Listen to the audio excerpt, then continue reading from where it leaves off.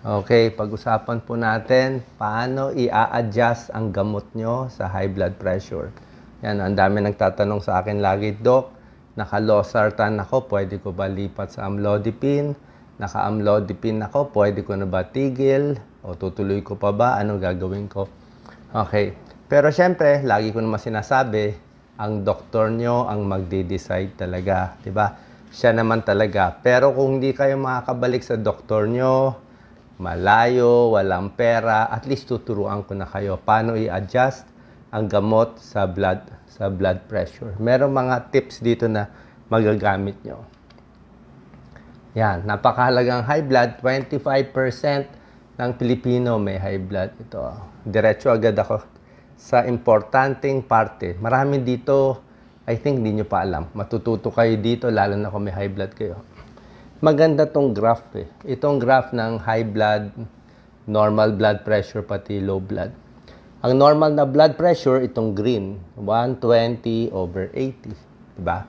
So, ang ibig ko sabihin, pag kayo ay may high blood, diba? Naka-maintain kayo ng amlodipine, naka-maintain kayo losartan, or wherever, meron kayong combination, at ano pa, kung naka-maintain na kayo ng ilang buwan, ilang taon. Tapos ang blood pressure nyo, 120/80, ang gagawin nyo ay tutuloy nyo lang ang gamot nyo. Marami nagtatanong, Doc, normal na blood pressure ko, titigil ko na. Syempre hindi. Ibig ko sabihin, kaya nga bumaba mula sa mataas na blood pressure, 160 ka dati, nababa mo na 120/80, dahil nga sa gamot. Usually amlodipine yan. Tapos, ano mangyayari pag tinigil mo? Pag tinigil mo, tataas ulit. Tataas ulit yung blood pressure mo tulad ng dati kung hindi mo babaguhin yung lifestyle mo. Tsaka syempre nagkakaedad tayo. Ganun po talaga yon. Okay? So, pero kung nagpapayat ka naman, namayat ng 10 pounds, tapos binawasan mo alat mo, nag-vegetarian ka, pwede natin bawasan. Pero ang point ko, pag 120/80 ka, nakatake ka ng gamot, tuloy-tuloy yung gamot. Hindi po tinitigil. Maganda po yon. Pampahaba ng buhay yun. Kasi nga, mas nako-control nga niya. Lagi ko nga sinasabi, yung mga tao sa ibang bansa, ang haba ng buhay, 90 years old, 100 years old, kompleto sila sa gamot. O yung kababayan natin, di makabili ng gamot sa high blood, kaya hindi nakakainom, kaya mabilis pumanaw. Ito naman, napakahalaga. Paano kung ang blood pressure mo 90/60? Merong ganyan. Nangyayari yan, high blood dati, nabigyan ng amlodipine, tinutuloy-tuloy ang inom ng gamot. Tama naman, yun ang utos ng doktor. Kaya lang, dapat tatandaan natin, yung amlodipine at ibang gamot, patagal na patagal mo iniinom, usually palakas ng palakas. In 1 week, 2 weeks, na doon pa yung full effect epekto nga niya mga 35 hours eh. So, more than 1 day. So, pag iniinom mo na 3 buwan, paganda na paganda yung control. May pagkakataon, may ibang tao na sosobrahan. Baka hindi ka naman high blood dati. Baka na-stress ka lang nun. Tapos, nabigyan ka 10 mg amlodipine, tinuloy-tuloy mo. Pag bumaba ng 90/60, tigil ang gamot. Hindi mo na kailangan paalam sa doktor mo. Tigil na. Basta naka-maintain ka ng high blood, 90/60, that's too low. Stop na. Okay? Pero kung wala ka na iniinom na gamot, 90/60 ka, okay lang yon. Ang point ko, yung umiinom ng gamot, baka nasobrahan. Paano kung ang BP mo 100/60? Naka-maintain ka ng amlodipine. Medyo mababa na sa akin, 100/60. Pwede pa, pero monitor mo na lang umaga, gabi. Medyo on the low side. Kung ako, babawasan ko na. O babawasan ko na yung dose. O baka minsan titigil muna ko. Depende. 100, depende. Medyo babawasan. Kung ang blood pressure mo ay 110/80, naka-maintain ka, tuloy lang. Unless nahihilo ka, okay lang yung 110. Tuloy lang. Minsan naman, pag nagpagod ka, 120 ka na. Pag 120, tuloy-tuloy ang gamot. Paano kung 140/90 ka, naka-maintain ka, tuloy-tuloy, on the high side pa nga yun. Medyo magyeyelo ka na, malapit ka na mag-red. Paano kung 160/90 o 160/100 ka, naka-maintain ka ng amlodipine, sobra na yon. Kailangan na itaas yung dosis ng gamot, dagdagan ng ibang gamot, pangalawa, pangatlong gamot, kung 160, 180 ka over 100. So, ang gusto mo, nandito ka sa green o hanggang dito ka lang sa yellow. Yun ang simpleng explanation ng pag-adjust. Pero hindi lang ganun kasimple. Marami ako tuturo kung ano magandang gamot sa inyo. Ang nagpapataas ng blood pressure, normally nagpapataas talaga nasa dugo natin. Tumataas ang blood pressure, puro maalat kinakain, di ba? Stressful ang job. Pero may ibang bagay tulad ng anger, stress, anxiety, nakakataas siya eh. Pero temporary lang. Di ba? Na-stress ka, nagpanik ka, tumaas. O ano gagawin mo? Control mo na yung stress. Hindi mo kailangan taas yung gamot mo. Paano? Na-stress ka lang eh. Kailangan ibaba mo lang. Iba ang gamutan dyan, anti-stress. Naninigarilyo, tumaas ang blood pressure, tigil mo sa sigarilyo. 6 na tasang kape na brewed coffee, o kaya na high blood, nagpalpitate, bawasan mo yung kape mo. May kidney disease, pa-check sa kidney. Yan, droga at iba pa. Okay? Pag isang tao, tumaas ang blood pressure, ito, makinig kayo. Let's say, nakunan kayo. Mataas, nandun tayo sa red, 160, 100, o 170, 110. Ang unang tatanong ko sa inyo, bilang internist, cardiologist, linya ko to, ano nararamdaman mo? May chest pain ba? May bara ba sa puso? Nag-chest pain? Hinihingal ka ba? Nabulol ka ba? Naglabo ang mata? Nanghina ba kamay? Namamanhid ba? Ano ba? Kasi, syempre, tumaas yung blood pressure. Diba? Mataas siya eh. So, medyo emergency ka nun eh. Ayokong may pumutok na ugat sa utak. Yun talaga nakakatakot. O ayaw natin biglang sumikip yung sa puso. Kaya may angina, papuntang heart attack or stroke. Nangyayari yan pag mataas yung blood pressure. Okay? So ito ang stroke. Oh. Alam nyo na yung mga symptoms ng stroke.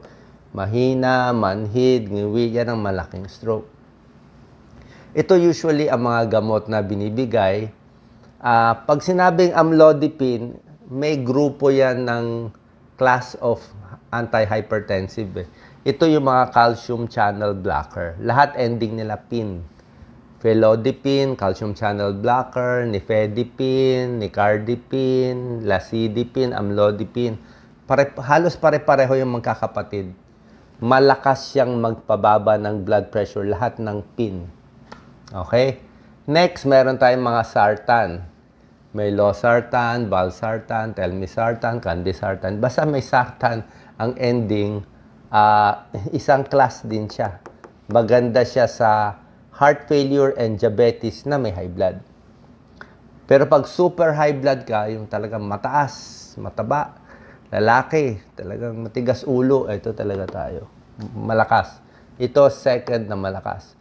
Itong mga olol, hindi naman bad word, lahat na may olol, favorite ko to, metoprolol, atenolol, pindolol, carvedilol, nebivolol, lahat ng lol, pampabagal ng heart rate, pampahina, pamparelax ng puso, pero mahina siya sa high blood.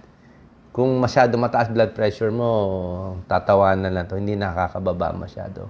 So sa high blood, ito pinakamalakas, ito second, ito ang third.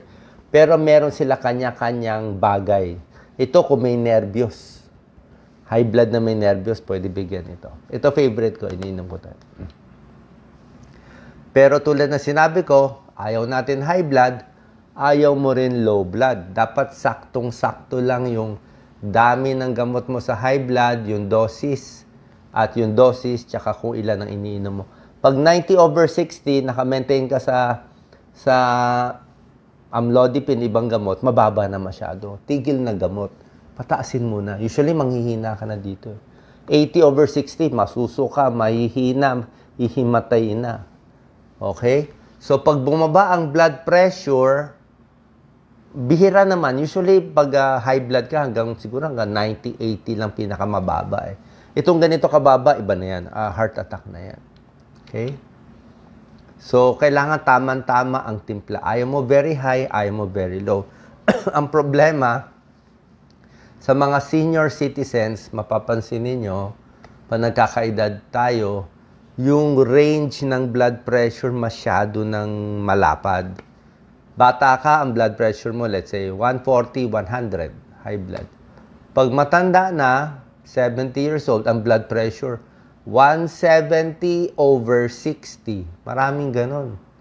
170, mataas yung una, 60. O, minsan 170 over 50. Ang layo na ng difference. Bakit? Yung mga artery natin, matigas na siya. Medyo stiff na siya. Hindi na siya rubbery. Kaya pag konting taas lang ng pressure, taas na eh. Matigas na siya eh. Tapos pag nag-relax naman, hindi na masyado nagre-relax. Kaya gano'n nangyayari. Kaya medyo iba ang timplahan. Pag nagkakaedad, prone nga ma-stroke. Kasi nga, minsan very high, minsan very low. Katulad nangyari sa nanay ko nung nabubuhay pa siya. Yung sa nanay ko, nung nabubuhay siya, 89 years old siya noon. Sa gabi, 110 over 50 siya. Ang baba, 110 over 50. Sa umaga, 190 over 80. Sobra taas sa umaga. Okay, ang gulo, ang hirap gamutin. Diba? Sobra taas, tapos sobra baba. Pag sinobrahan mo yung gamot, babagsak yung blood pressure. Pag kinulangan mo, ma-stroke naman. So, tulad na sinabi ko, doktor niya magdi-decide, pero yung akin, mabibigyan ko kayo ng guide. Huwag kopyahin ang gamot ng kapitbahay, ha? Okay, bawal to. Iba yung kapitbahay mo, balay. Kung gusto niya uminom ng aspirin, buhay niya yon. Baka aspirin maganda sa kanya, pero aspirin mamamaga mo sa allergy. So, hindi porke kumain siya ng adobo, bagay rin sa'yo adobo, iba to. Ang gamot sa high blood, kanya-kanya. Okay? Pag gusto nyo bumaba blood pressure nyo, mabawasan yung gamot ninyo, lose weight talaga. Kung overweight, bawas alat talaga. Yan ang proven. Bawasan yung alat, bawasan yung bigat, bababa ang BP. Bawas stress. Meron ding mga trabaho na nakaka-high blood. Sa akin, yung mga executive, stressful, puyat, kahit mataas ang sweldo, mga lawyers, nakita ko, kung may kaso talaga, may kaso, nasampahan, o nababash sa social media, yung meron talagang mga stressful job, tumataas yung blood pressure. So ito yung sinasabi ko, ito yung gamot, ito yung class of medicine, ito yung mga ending niya. Tinuro ko na sa inyo, di ba? Calcium antagonist, PIN, amlodipine. Beta blocker o LOL, metoprolol. ARB, angiotensin receptor blocker, sartan, valsartan. Meron ding ACE inhibitors. Actually, favorite ko itong ACE inhibitor. ACE inhibitor, mga pril, captopril, enalapril, lisinopril, perindopril. Ako, mas gusto ko to, medyo luma-luma to. Halos pareho naman itong dalawa. ACE inhibitor, ARB, halos pareho sila. Diuretics, pampaihi, usually sa may manas, may heart failure, at sa mga may edad, pwede rin siya. Ito, napakahalagang slide. Okay? Tingnan nyo maigi. Kung pwede nga, screenshot nyo. Tingnan nyo to, Ganito malalaman kung bagay yung gamot nyo sa inyo o hindi. ABCD. Ang mga ACE inhibitor, pril, lahat ng may pril, at mga ARB, sartan. Basta ang gamot mo, losartan, enalapril, captopril, or any of the sartans, maganda dito, bawal dito. Okay? Ang sartan at mga pril bagay sa malaking puso at mahina ang puso. So may high blood ka, malaki puso mo. Actually, kahit hindi ka nga high blood, bibigyan ka nitong sartan at pril. Pag malaki puso mo, napapaliit niya yung puso. Konti-konti. Ventricular remodeling. Yan ang turo sa amin. Ayan, cardiologist. Sa may diabetes, maganda itong mga sartan at pril. Minsan nga, nakaka-prevent ng diabetes. Sa may kidney disease na mild lang. Ulitin ko, mild kidney disease. Siguro stage 1, stage 2. Pwede itong sartan, pwede ito. Sa na-stroke, maganda rin to. So, kita nyo? So, yung losartan nyo at ibang mga sartan, may heart failure, may diabetes, may konting kidney disease, may stroke, maganda siya. Although, may control din ng blood pressure. Kanino siya hindi pwede? Kung dialysis na. Stage 5 kidney, stage 4, stage 5 kidney disease, hindi na po pwede. So, umpisa lang siya maganda. Ang beta blocker, yung olol, yung mga metoprolol, atenolol, favorite ko, hindi siya malakas pang high blood, pero bagay na bagay siya sa nervyos. Kung kayo nervyoso, kahit walang high blood, may nervyos, makabog, lagi maganda to. Pampakalma. Ininom ko yan pero konting dose. Mahilig ako sa low dose. Pag ako minom ng gamot, usually, pag hindi naman ako high blood, low dose lang. Low dose. Mababang dosis. Hanggang makontrol yung BP kung ano, or makontrol yung palpitation. So, beta blocker maganda sa anxious, kaya sa mga may thyroid problem, di ba, makabog, ito rin binibigay. Bawal siya or medyo iniiwasan sa may hika. O, kung malalahi ka mo, hindi binibigay mga olol. Minsan lumalalahi ka. Sa athletes, sa mga runner, kasi nga, ang beta blocker, pinapabagal niya yung tibok, pinapahina niya yung cardiac output, yung contraction. May time pag nasobrahan ka ng mga olol, ng mga metoprolol, medyo pagod ka. Paano mabagal yung heart rate, mahina. So, hindi pwede pag-athlete ka. Paano ka tatakbo ng malayo? Diba? Yun lang yun. Calcium antagonist, ang mga PIN, amlodipine, nifedipine, felodipine, pinakamalakas sa high blood. Pwede rin sa sakit sa puso. Maganda siya. Pwede siya. Wala siyang ganong bawal. Pwede siya. Itong diuretic pampaihi, kung may manas. So yan, alam nyo na. Itong mga gamot na to, actually amlodipine maganda pa rin hanggang ngayon. Top of the line pa rin siyang gamot. So pag gusto nyo calcium channel, compared to felodipine, nifedipine, mas gusto ko to. Binabantayan lang yung manas. Pag nagmanas, babaan ang dosis. Ang losartan, luma na itong losartan 1990s pa yan na 1997, cardiology fellow ako sa PGA. Losartan na bagong invento lang noon. So, ibig sabihin, medyo luma siyang sartan. Kaya natin nabibili ninyo kasi nga, wala na siyang patent. Marami ng generic. Kaya mura na. Minsan, 4 na piso, 3 piso na lang. Kasi nga luma na siya. Pero yung mga bagong sartan, irbesartan, valsartan, telmisartan, mas mahal. Ano mas maganda? Itong mga bagong sartan o ito? Parang cellphone. Anong gusto nyo? Bago, luma. Usually lang mas maganda siguro yung mga bago-bago. Konti. Mas maganda pa konti. Pero hindi rin naman gaano. Oo. Siguro mas may studies, mas maganda konti. Sobra naman mahal. Pero itong mga luma, okay pa rin naman siya. Okay pa rin naman. Okay? Metoprolol, okay pa rin ngayon. Walang ganong bagong lumalabas. O ito na yung mga dosis. Medyo maliit lang to, pero ang point is, yung mga sartan, ito mga dose niya. Minimum dose, maximum dose. Candesartan, irbesartan, yung mga Aprovel, losartan, cosart, telmisartan, mga, I think, Pritor. O, calcium channel blocker, amlodipine, felodipine, nifedipine, yan ang mga dose. So, ang maximum ng amlodipine, 10 lang. Huwag nyo susobrahan. Usually, 10, minsan nagmamanas na siya. So, babawasan mo. Beta blocker, atenolol, bisoprolol, metoprolol, propranolol. Gusto ko metoprolol. Mas nasanay ako sa metoprolol. 50 milligrams twice a day ang low dose. Pero ako, binababaan ko pa sa 50 twice a day.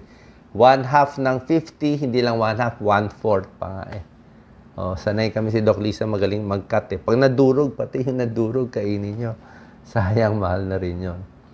Okay? Mas gusto ko kasi low dose.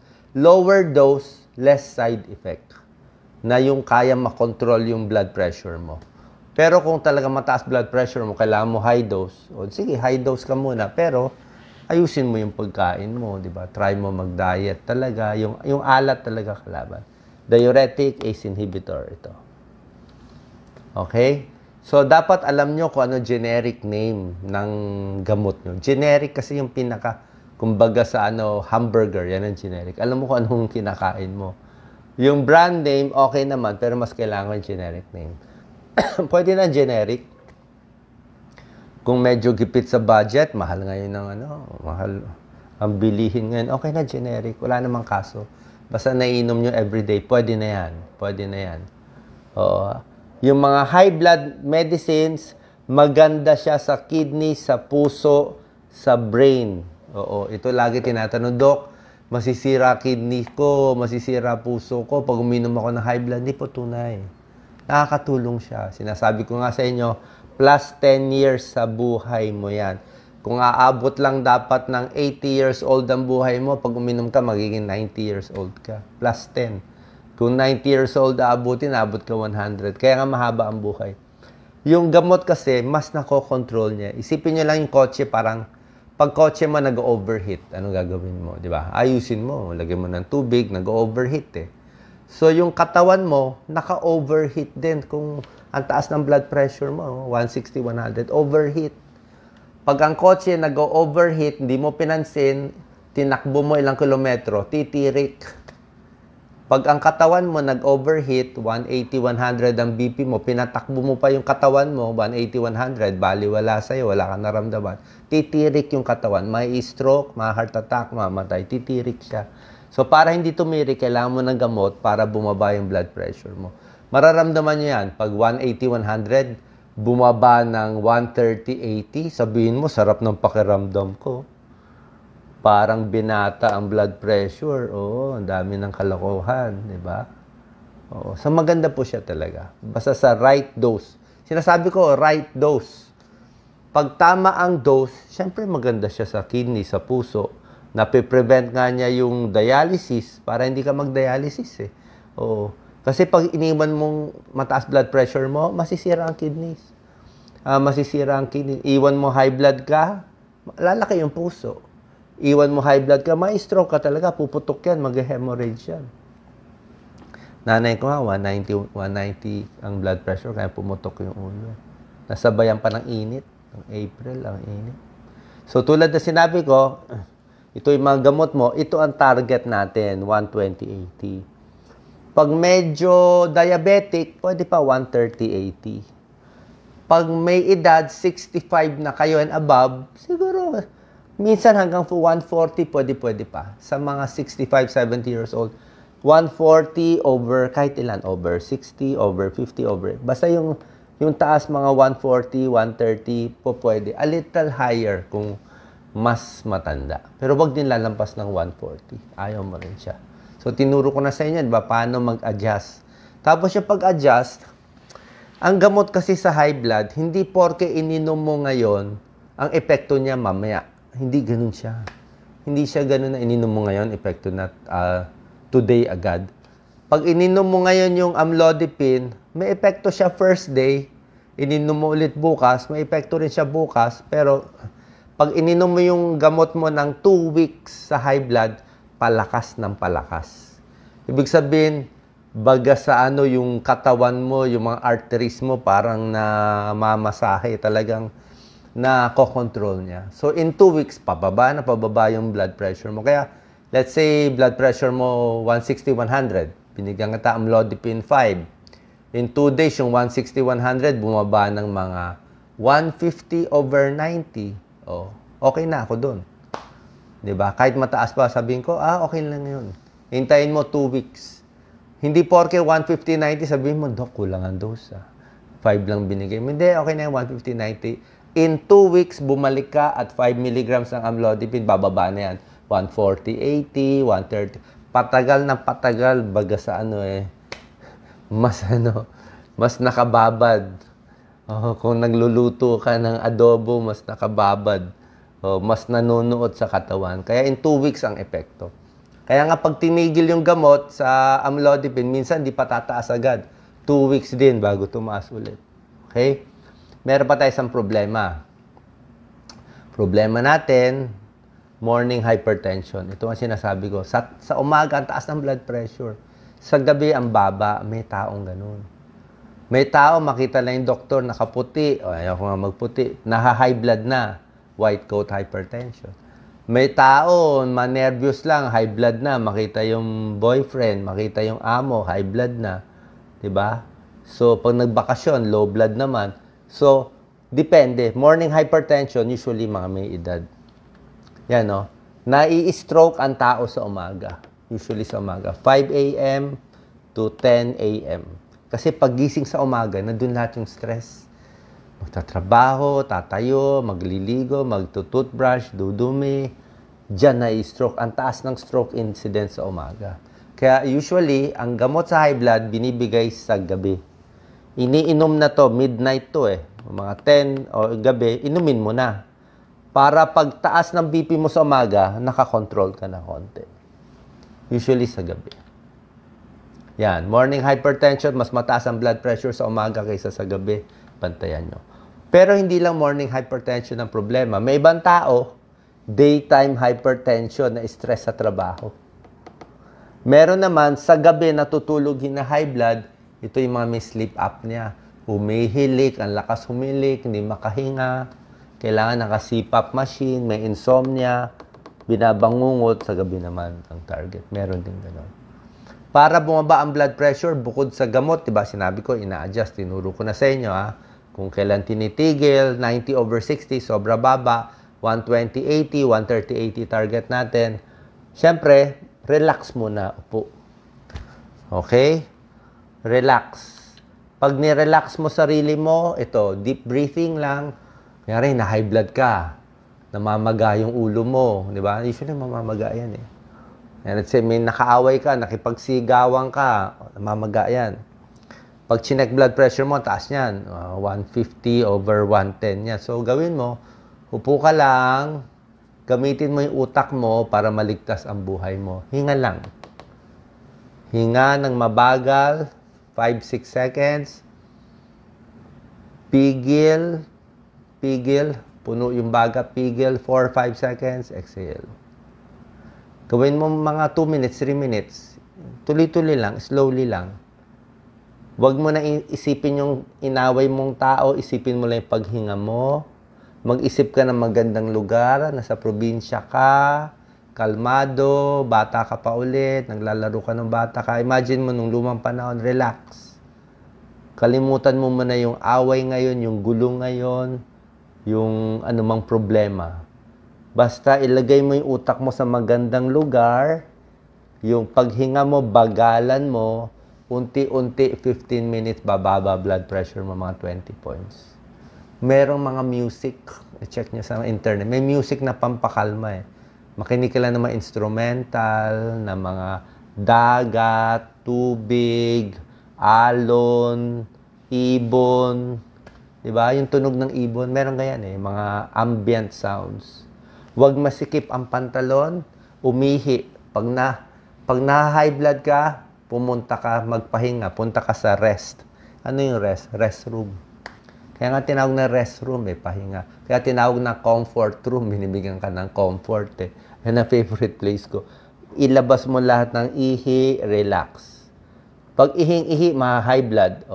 Kung minom ka na maraming kape, tigil. Kung naninigarilyo, tigil. Luwagan yung baro. Relax, malamig na lugar. Ayan, Pag nagpapacheck kayo ng BP, ito, tips to sa mga overseas workers, gusto mag-abroad, huwag mo na magdadakdak, ayan, nagkinukunan ka ng blood pressure, kwento ka ng kwento, tataas ka, ma-high blood ka. Huwag mo na mag-cross legs, relax lang muna, para maka-abroad, makapasa. Finally, some other tips, exercise, pag mababa ng blood pressure, habang high blood, bawal mag-exercise. Okay, high blood, 180, huwag mo na. Diba? Habang high blood, ang taas ng blood pressure mo, 180, 100, huwag mo na mag-aspirin. Oo, yung aspirin, kung bibigyan ka man ng aspirin, pag mababa na yung blood pressure, hindi yung sobra taas. Habang sobra taas, binigyan mo ng aspirin, baka lalong dumugo diba? So, pag mababa na, exercise, pag okay na, mag-vegetarian kung kaya mo, bawas kain bawas, wag lamon. Yung BP kasi, ganito, ngayon, pandemic, after pandemic, maraming stress, maraming anxious, marami na topak yung mga ulo. Kaya, stress sa mga tao. Na-high blood lahat sila. Diba? Maraming may high blood na o-obsess. Taas ang kamay. Baka kayo pinapatamaan ko. Na o-obsess kakakuha ng blood pressure. Every 10 minutes kuha. Every 10 minutes kuha. Pag na-obsess ka sa BP, dapat may pangalan yun obsession sa BP. Ang payo ko sa kanila, huwag ka mag-check ng blood pressure. Let's say blood pressure niya 160, 100. Diba, binigyan ko na ng amlodipine, tapos binigyan ko ng baka Lexotan, pampakalma, o Saynor. Pag nainom na, sasabihin ko sa kanya, Huwag ka na mag-check ng BP. Hayaan mo na, basta ako na bahala. Matulog ka na, mag-relax ka, makinig ka ng music. Bukas na tayo mag-check. Kasi pag nag-check siya nag-check ng buong gabi, hindi matutulog yan. Lalo mo chine-check, nakikita mo, uy, 160, 100, kakabhang ka. Lalong tataas. Lalo ka check ng check na o-obsess ka, lalong tataas. Kaya minsan kalimutan mo na. Huwag mo na tingnan yung blood pressure. Okay na yon. Total, wala ka naman chest pain, naglalakad ka naman, nakainom ka na naman ng gamot mo, pahinga na. Kalimutan mo na, ha?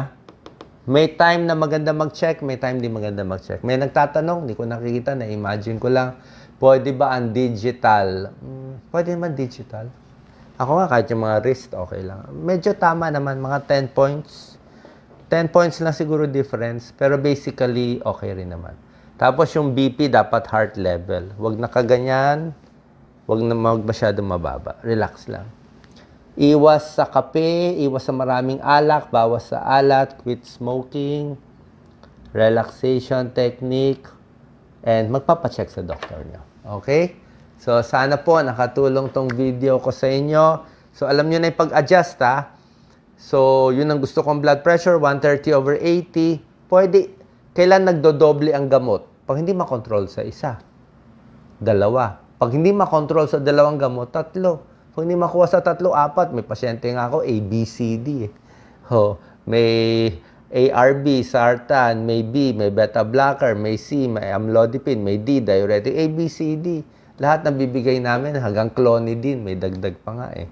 Meron pang dagdag bukod sa ABCD, meron pa ibang gamot. Pero bihira naman yung marami. Usually, ayusin mo yung lifestyle mo para maayos. So, para sa akin, tuloy nyo lang yung gamot nyo. Basta 120/80, tuloy-tuloy lang. Titigil lang natin kung sumobra baba.